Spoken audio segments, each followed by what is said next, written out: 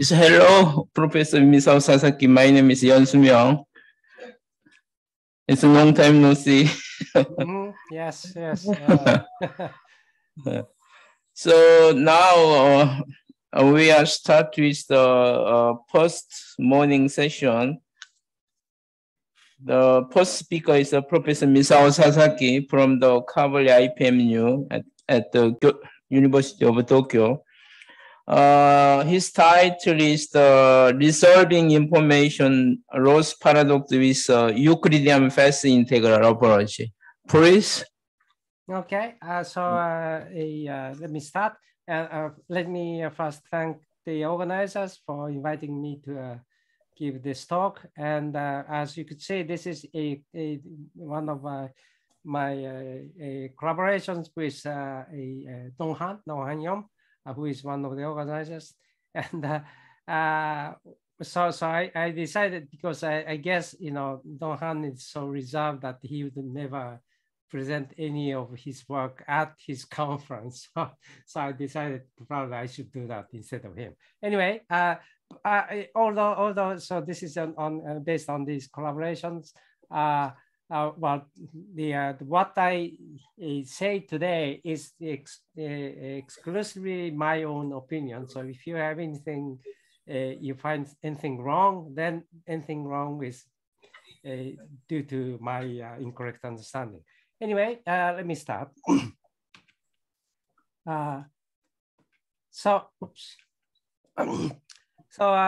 First, just very briefly review the information loss paradox from, say, entanglement entropy point of view. First, the classical picture of black hole evaporation, as you all probably know, that the black hole was found to be like a thermal body with temperature given by this famous Bekenstein-Hawking temperature formula. Here in this talk, for simplicity, I'm focusing on Schwarzschild black hole. All the other cases will be probably straightforwardly extended, but here I focus on Schwarzschild. Anyway, there's this famous Bekenstein-Hawking entropy formula, which is given by the quota of a surface area of a horizon, which is in the Schwarzschild case 4 pi m squared. And what classically what we understand is that if a black hole emits a radiation and evaporates away, then this Bekenstein-Hawking entropy, this will be converted into radiation, and then in the end, when everything disappeared, you have the entropy of the radiation, which is equal to this Bekenstein-Hawking entropy. However, in quantum picture, things get a bit complicated. Let's assume that the initial state before the formation of black hole is a pure state. So pure quantum states, and assume that everything is evolved unitarily. Then, and if you consider the density matrix, the initial density matrix is sort of trivial. It's just a bra times bra, no, the other way is that the ket and bra, ket vector times bra vector. Anyway, and then as soon as the black hole forms, then and the one, well, this may be a bit, there may be a subtle point, but in any case, one thing that we can say separate the system, the initial system, into two: one inside the horizon and one outside the horizon, where I denote the outside the horizon by A and the inside the horizon by B. Now, and then since from observer outside of the horizon, nothing inside can be seen, you take the trace of the state B, and which gives you the reduced density matrix for the outside rho A, or you could do the reverse and you get the rho B for inside. Anyway, the point is that by doing this and compute the entanglement, so-called the entanglement entropy, which is defined by this trace log log for each reduced density matrix, then it is known explicitly can be shown that the entanglement entropy defined for the reduced density matrix outside is equal to this, the entanglement entropy inside the black hole. Now, so far so good. However, if you think that the state after evaporation, actually, if you just look at this Penrose diagram, it's sort of clear from say a classical causal point of view that you lose some information. But from the entanglement of the point of view, it's sort of clear.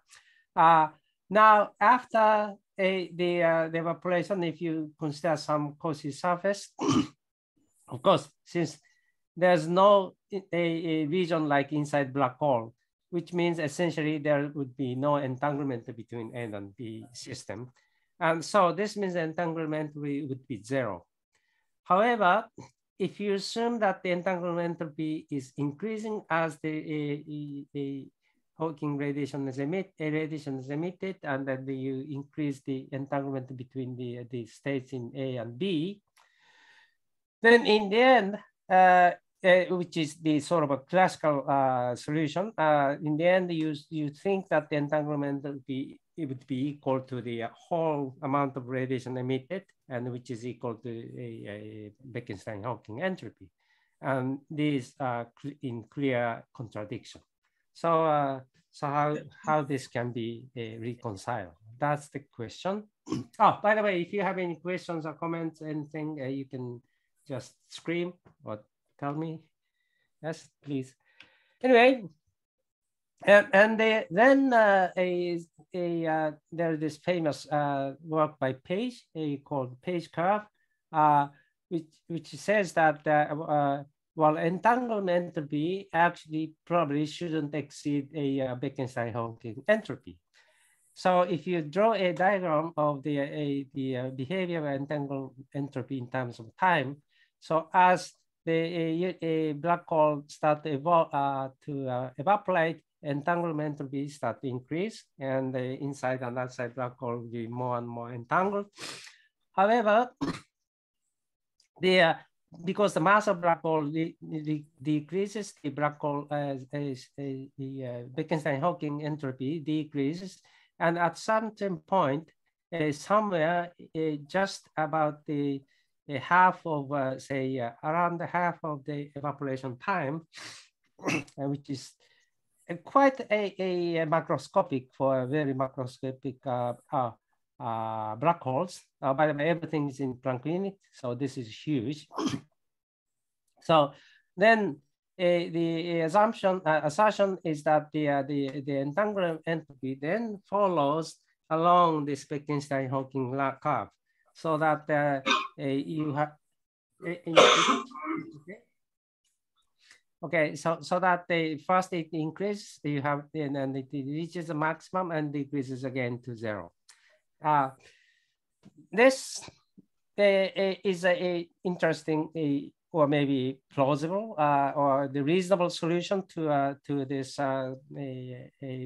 information loss problem. The issue is that this means, as I said, this page time where this entanglement will start to decrease is at a very, very macroscopic time scale. But the reason why it should decrease is for some quantum gravitational perhaps effect. There appears some information leak from inside the black hole, and which reduces entanglement. So this means that the quantum gravity effect becomes prominent even when the black hole is quite macroscopic. And that's a bit strange, although maybe it's the case. And another thing is that this Bekenstein-Hawking entropy, which is considered to be the maximum entropy one can attain, actually may not be so. I mean, if you just think of how it is derived, there's no fundamental reason why the entropy inside the black hole cannot be greater than this. Anyway, of course, as you probably many of you know, that the recent so-called island conjecture computations seem to support that these two are actually the case, that they so that the phase curve may be recovered. But since I don't know anything about these computations, let me just put them aside and go back to the standard, more conservative or primitive computation. So that's why we take this Euclidean path integral approach. So let's just focus on semi-classical wave function of the system or of the universe or whatever. So as I said, I mean, so in the very end, when the example, a black hole has almost completely evaporated, then system should probably go into purely quantum gravitational regions where we don't know how to deal with it at all. So let's just focus on the system when the system is still in semi-classical or the classical sort of at least this space-time can be regarded as almost a classical, and that I call semi-classical. And in this case, and although at the full quantum gravitation level, this is quite dubious, but at the semi-classical level, we can think of the Wheeler-DeWitt equation as the equation that governs the system or the quantum system, includes gravity.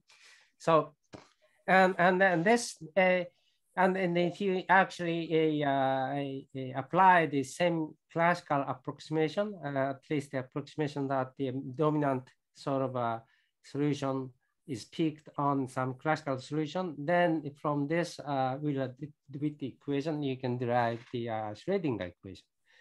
Anyway, so in this way, you can essentially compute the semi-classical wave function, and the wave function can be essentially given in terms of so-called WKB approximation or WKB wave function.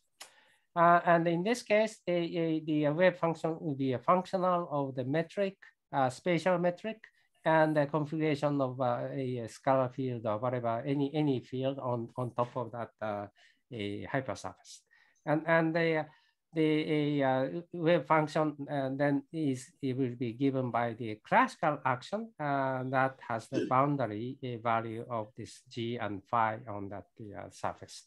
Anyway, and if it is in the so-called the Lorentzian region or allowed region, you have the standard exponent s.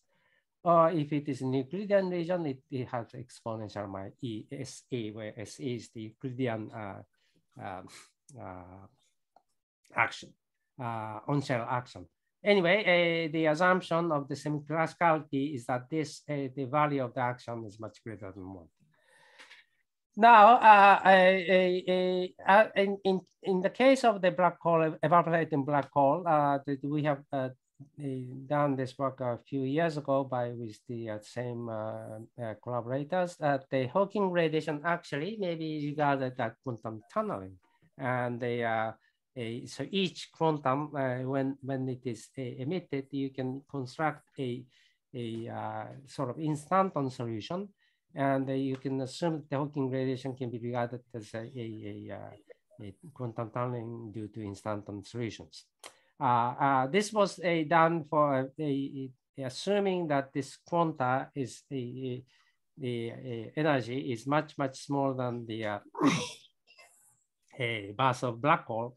But actually, if although we don't have any actual sort of a more realistic solution of the instanton, but because it's fully nonlinear, fully a partial differential equations, it could be.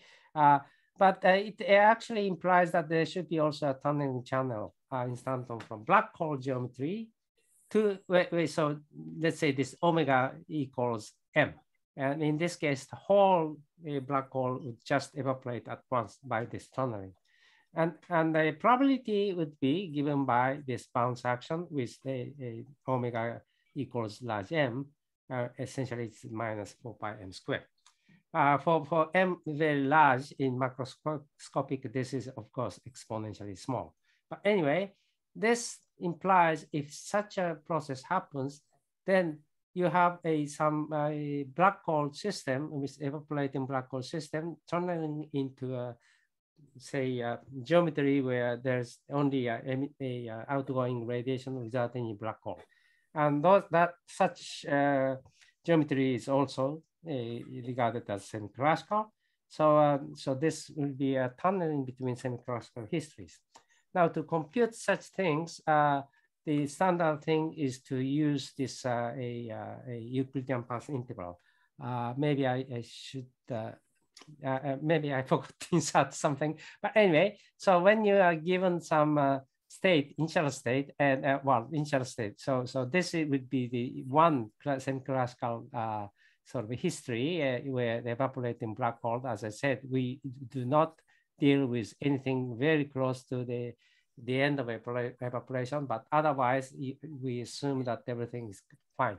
Anyway, then if you want to compute the, say, transition amplitude from the initial state, some final state specified by Fj, or it doesn't have to be final, any hypersurface in between, over some specified given a semi-classical history, then you can define this as a path integral over all the possible configurations and Euclideanize ones, because first you go into the Euclidean space and then define the path integral, and if it is actually allowed Lorentzian space time, then you can analytically continue that back into Lorentzian region. Anyway, everything in first is determined defined, sorry, in terms of the Euclidean path integral. Anyway, in this way, you can just consider the transition from initial state to various multi-pole classical histories. And so the end state or any state in between after the evolution of the system, then it would be a sum of all these different sort of semi-classical histories. So what oh, sorry, yes. And here now I assume that those Fj's are the semi-classical. And in this case, as I said, you can just use the this path integral to be given by the action given on shell. And then of course, initially, when evolution is maybe a purely Lorentzian, but at certain moment, your system has tunnels to some different, say, histories or jump to some different history.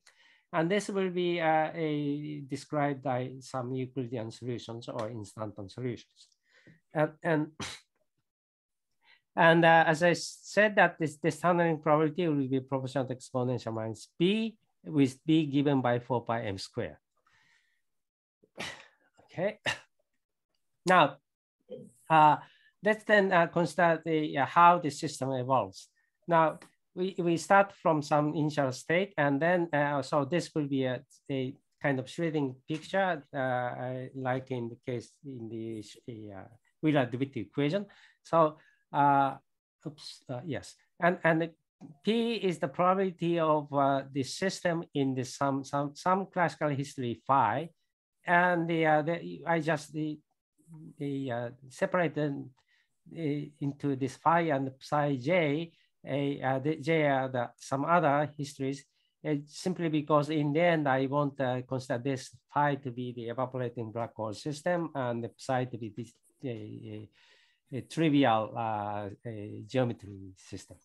Anyway, and assuming these are sufficiently classical, then you can consider they are essentially decoherent. So this means that this P and Q are the real numbers, and the square of this, sum of this will be equal to 1. Now for each system, because you can also consider each system to be a normalized wave function for around each system. So let's say this A denotes some quantum states, various quantum states, quantum excitation, whatever, and degrees of freedom. Anyway, if you so assume they are a standard normalization that CA square, the sum of CA square equal 1, or DJ square equals 1.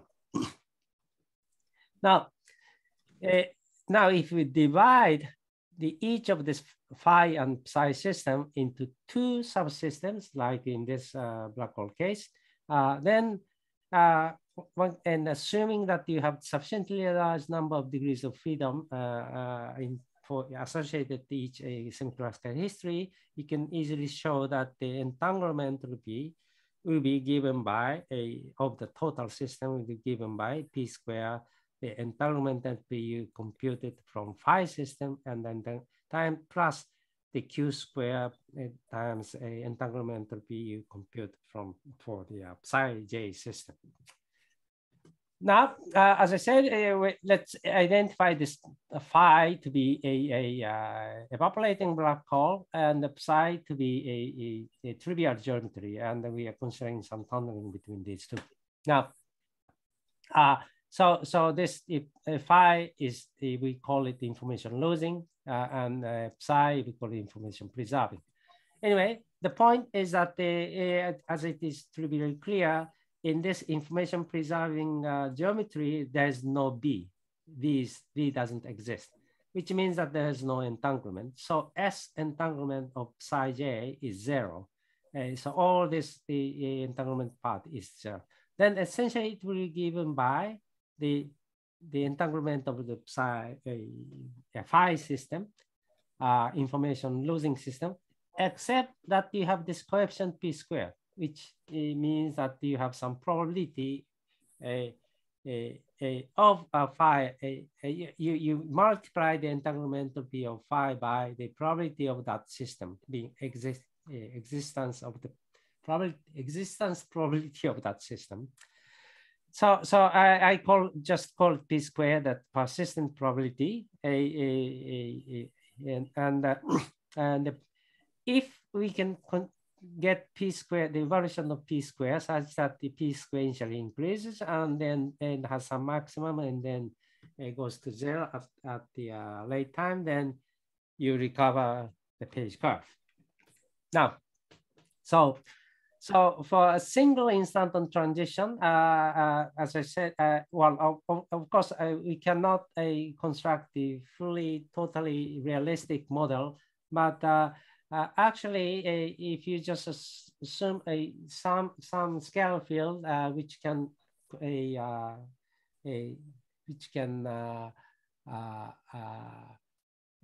be confined into the very thin shell, spherical thin shell, and as if the scalar field whose energy density can be just confined in the spherical thin shell, and assuming that this thin shell emerges from black hole geometry, and compute the transition amplitude or the bounce action for this instanton, then it turns out it's exactly the one we have considered, or maybe even for general. Actually, this bounce action seems to be given by the a surface area of black hole, initial black hole, and the surface area of the black hole or whatever after the tunneling. Now, when the tunneling was from black hole to nothing, or the pure trivial geometry, then this final A would be 0. So this B would be simply given by a initial entropy of the black hole. This 4 pi m squared. Now, of course, you can always constant when you have the one instanton, you can always constant any instanton transition, meaning that you just go around many times in the Euclidean sort of compact time. Now, in this case, any instanton transition can be for the amplitude of any instanton transition is very easily computed. That which is this n times the single instanton action minus in the background or initial Euclidean action. Now, which is apparently from this, it's 2n minus 1. And this means that if you sum over all these possible transition channels, then you get this 1 over exponential s minus x minus s. So this is the persistent probability. Oh, no. So this is a decay probability. So if you multiply the persistent probability times decay probability, then it would give you the 1 minus p squared. That's the probability of space in pure trivial geometry. And this computation is very easy, arithmetics. So then the p squared you find it's given by this, and so this is the persistent probability of the black hole geometry, and the trivial geometry has this probability. Now the point is that if S is very large, very large, then as you can see, this p squared is almost 1, but as S start to decrease, then gradually this deviates from just this large S behavior. And this actually interesting is that this happens even if the S is very large. So this is the solution. I mean, for some particular case. So the P1 is the probability of the black hole, evaporating black hole, and P2 is the trivial geometry. And if S is very large, then the P1 essentially dominates, but the S becomes small and small, then this P2 becomes important. And at some point, sorry, the other way, this is large and then it goes down, and P2 goes up. And there will be a crossing point, which means that in the end, when S becomes very small, then essentially most of the system will be in trivial geometry, which means that the black hole has completely evaporated. So this means that the probability is dominated by trivial geometry at late times.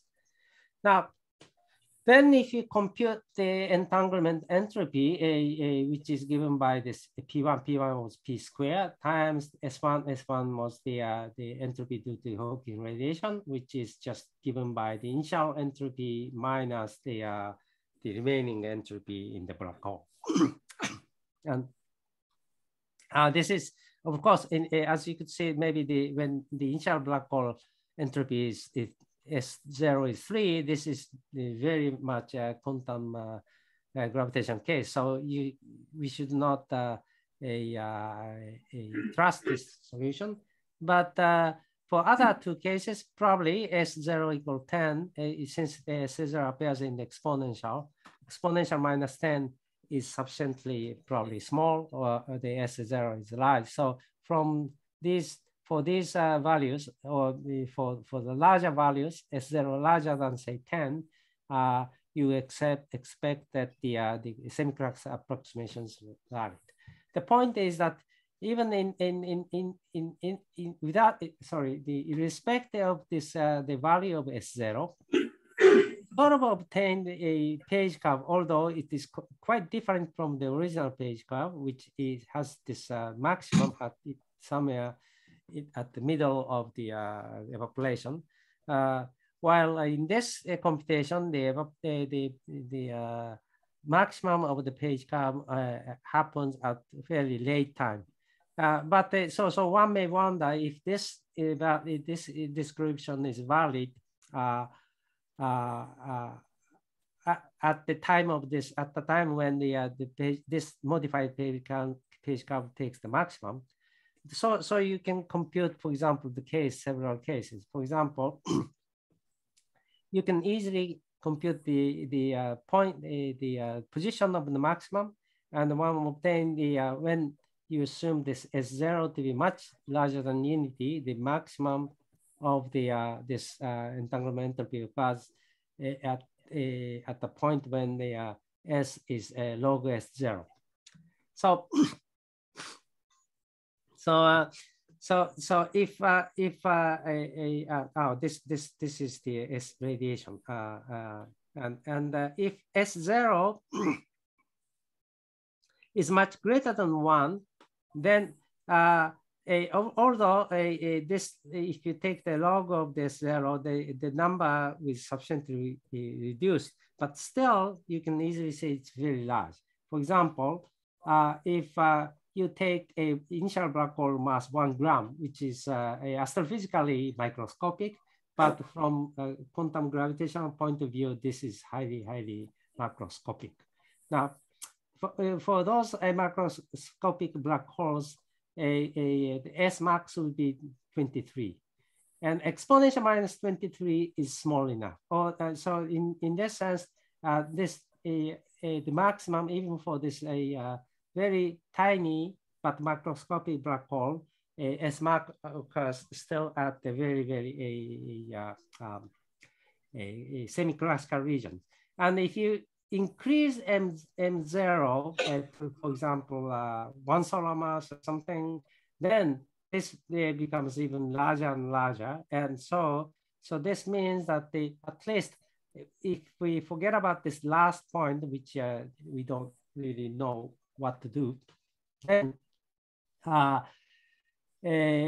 we sort of obtain the page curve, or at least the entanglement entropy will have a maximum and start to decrease, and which happens during the semi-classical region, but still it's very close to a quantum gravitational region, which is indicating actually this happens for a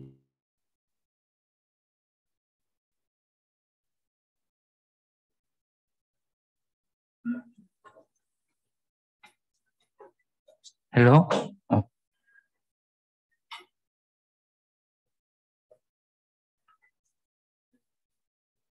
Hello? Sorry, something went wrong, huh? Shall I? Could you share screen again? Yeah, again, yes. So from where did you lose? do you tell me where I mean from where I should maybe at certain point everything was frozen? Donghan, can you tell me from where I should repeat? But I think just 1 minute, less than 1 minute. Okay, so probably it won't harm much. Anyway, so I was just explaining that first of all, the semi-class approximation we have adopted seems to be completely valid, because for macroscopic black holes, this maximum occurs at a value of S max, which is much greater than 1. I mean, it's not, you may call it not too much, but this always is in exponential factor. So exponential, that's why it's the S0 exponential minus 23 is essentially 10 to 10. But anyway, which is large enough. And if you increase the initial mass of black hole to its astronomical size, then this S max increases considerably. And which actually means that all these computations, at least as far as the turning point of this curve is concerned, is valid and which means that you can trust the semi-classical approximation unless you do not apply too close to the end point. Anyway, so 2 important points. One is that so essentially you do recover the page curve in the sense that in beginning it increases and then it vanishes. I mean, apart from this possible modified quantum gravitational effect. The another thing is that different from the original page count, where it is a turning point, the maximum of the entanglement entropy occurs right in the middle of the evaporation, where the black hole mass is still very, very highly, very large and macroscopic. In our case, actually, this turning point is closer and closer to the end point. And this effect can be regarded as quantum gravitational effect. So it does appears in the semi-classical region, but still it is sufficiently quantum gravitational. And so during during the time when the black hole mass is still highly macroscopic, actually you don't you don't see any quantum gravitational effect, and the entanglement entropy just keep increasing. So in this means that so we have although this is quite modified and different from the original page curve, but still you essentially recover the same property, meaning that you it essentially means you recover the well, actually you assume the entirety and you assume the wave evolution of wave function. Then what this means that because of taking the multiple classical history into account, you'll be able to recover the page curve even without resorting to all these fancy techniques and so on. And let me just go back again. So what was I trying to say? Yeah. So the as we have seen this, so the only part which we cannot sort of deal with is these regions where the black hole has almost evaporated. Maybe the mass of black hole becomes closer to the Planck mass. In this limit, the semi-classical approximation cannot be trusted, and so the maybe there's some interesting endpoint effect, and there has been lots of discussions on this. Some people assumes that maybe there is some special boundary conditions on this say classically a singularity. And on the wave function of the universe, so that you may recover the entirety and so on and so forth. But in our case, as I said, it's simply the whole system just follows, let's say, relativity equation, or maybe in the semi-classical limit, it's the Schrödinger equation for each classical trajectory. But the point is that there will be some tunneling channels between these classical trajectories, so that the final, say, wave function will be a sum over the different classical histories, and there the probability of say this evaporating black hole information losing a history it becomes smaller and smaller in the end. And in the end, if we can actually take the limit of p goes to 0, then you end up with pure trivial geometry. And then, but there's nothing wrong with this, because it's just simply follows the relativity equation. No information losses actually there. So I think, oh yeah, sorry. Oh yes, one thing which is very important. So the important point, of course, is that this entanglement entropy we have obtained apparently violate the Bekenstein-Hawking bound, which is given by this dotted line after essentially the original page time. So this might mean, well, actually, this means that if you go to a very, very small, say in this, say, stage, when the black hole mass becomes very small, and the size of black hole becomes very small, as you could see from this, the mass of black hole would be like maybe 2 or 3 in Planck units. In this case, and of course it can be large, but anyway, it's close to Planck scale, and in that very small black hole, you have a huge entropy.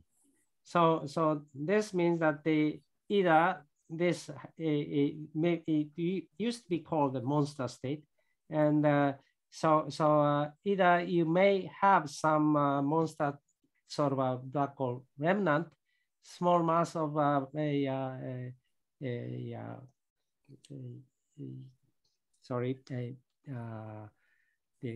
Planck size mass small black holes, which just remains there and keep all the entropy inside.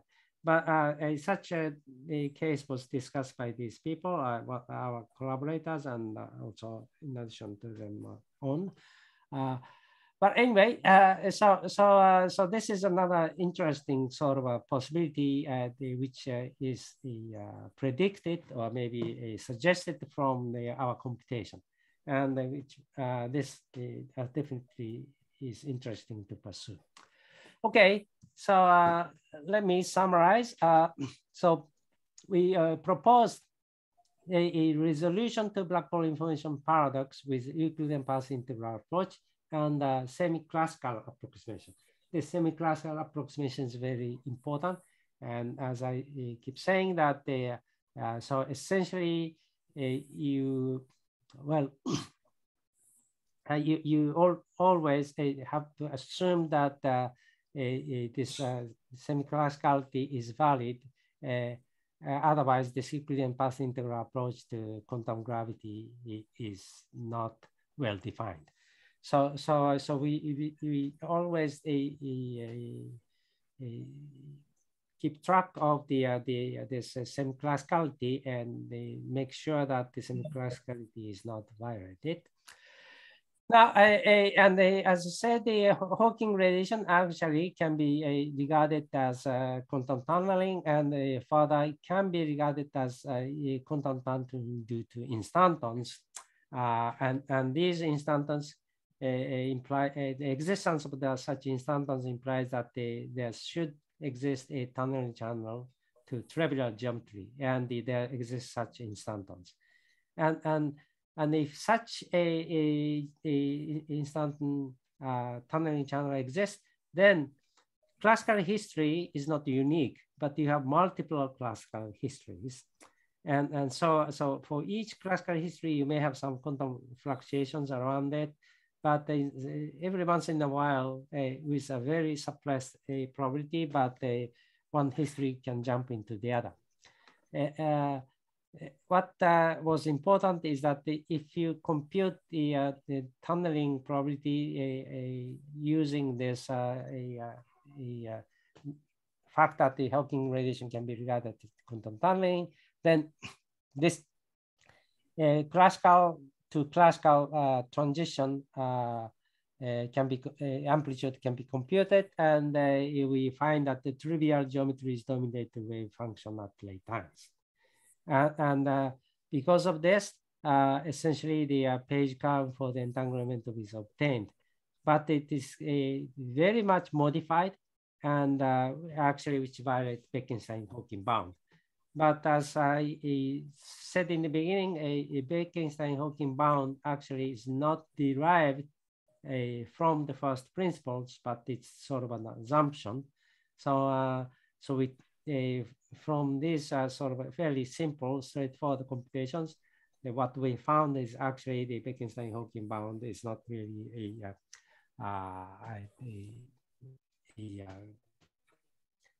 maximum. And actually, you know, this is a bit different from this story, but since I have some time, let me just mention some. For example, if you consider some a formation of black hole, say during a inflation and so on, then naturally the vacuum energy inside black hole would be non-vanishing. Now, this, if you are the observer inside this black hole seen from outside, then inside the black hole would expand exponentially. Its volume is very up to a very large value, which means if you are observer inside black hole, you will see a lot more degrees of freedom appearing. And it seems that if you count the degrees of freedom inside such a black hole, it can easily exceed the Bekenstein-Hawking bound. So that's a naive but simple counterexample to the upper bound of Bekenstein-Hawking. Anyway, although so that's our sort of say conclusion, fairly interesting, maybe a controversial conclusion, but that the Bekenstein-Hawking is not really the upper bound. Of course, as I mentioned in the beginning, this island conjecture computations, which tells us that it seems that there is a channel to extract the information out from the somewhere inside a black hole through sometimes called what is called wormhole. I forgot. Anyway, wormhole type. Say, sorry. Somebody tell me the name. Replica wormhole. Oh yeah, yes, that's right. Anyway, so say that this can happen even when the black hole is quite macroscopic. Maybe they're correct. Maybe we're wrong, but or maybe both are correct, but they seem from some different sort of angles. So it is interesting. Of course, it's not so easy, but interesting to see the relation to the overall result, to the result obtained in the island conjecture. Okay, a bit early, but let me stop here. Thank you. Okay, thank you. So we have enough time for Q&A. So any questions?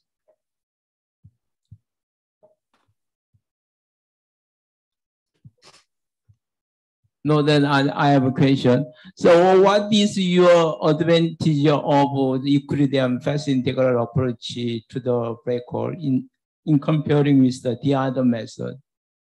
Right. So the essentially it's simple, and based on all these quantum mechanics or quantum field theory we know, there's nothing you have to add. And of course the very important assumption that this at semi-classical level, we assume that the wave function follows the Wheeler-DeWitt equation. This is the essentially the most essential assumption. And apart from that, we don't add anything.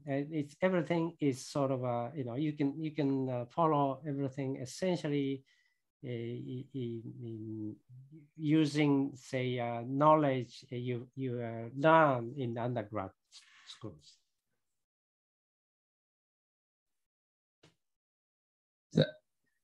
Does that any other answer your question? Yeah.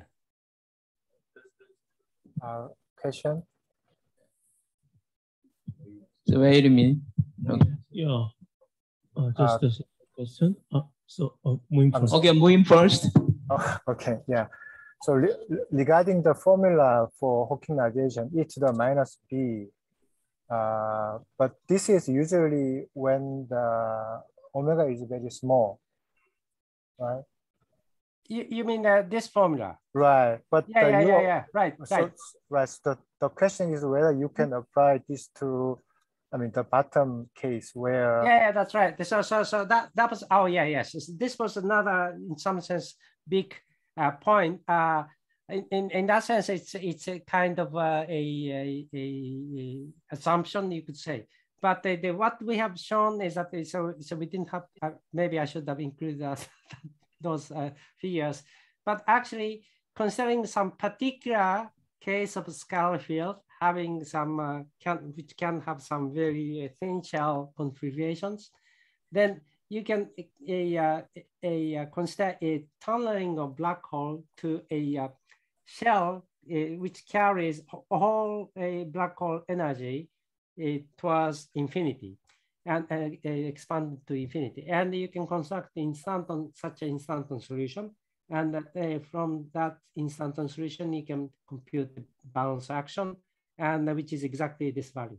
So, and as I said, essentially, quite generally, you can kind of derive this formula, and which we believe it's the case, and it's quite understandable because the point is that well, this is sort of is a really semi-classical kind of thermodynamical point of view.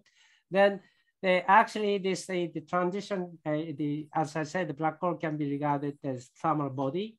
Then the transition amplitude B is actually the difference in the free energy. Now, if the final initial state mass is the same, then the free energy, you remember, maybe I can be right something. Okay. Yeah. As you probably know. Okay, the next question is the Hyung-chan. Oh, sorry, so it's okay. All right. Maybe I should stop speaking. I was trying to answer the question. Is that okay? Yeah. Yeah, okay. Anyway, so now from that point of view, this B equals a delta F. Then if the mass is same, essentially this is equal to T delta S, where the delta S is difference in the entropy. Well, actually it should be minus maybe, but anyway, so which is the this formula. So this is quite plausible, we think. We think this should be actually, if we can do some full numerical computation and so on and so forth, we should be able to construct such instantons. Okay, I see. Thank you. Okay, the Hyung-chan, please. Yes, you said you have found this a monster state, right? So my question is, I'm not saying that yes, I don't know much about this monster state thing, but the point is that apparently it does exceed the Bekenstein-Hawking bound. So in that sense, yes. If you define the monster as the black hole having more than Bekenstein-Hawking, then yes, it is a monster state. Yes, usually such a kind of state is unstable, is it right? How about in that case? That I don't know. Maybe you should ask. I don't have. Is that unstable? I mean, I thought that these people argue that it actually can stably exist, but Dohan, maybe you have some comment.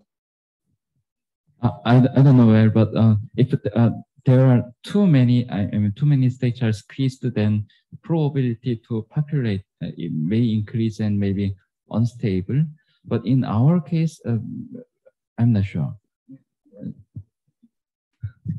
Yeah. So again, as I said, for example, so those black holes created during the inflation. Apparently, those black holes seems to be a monster state. Yes. as I said, it's you have a huge entropy inside, but you cannot see from outside. So, education? Yeah, if there is no, then let's thank the speaker again. Thank you.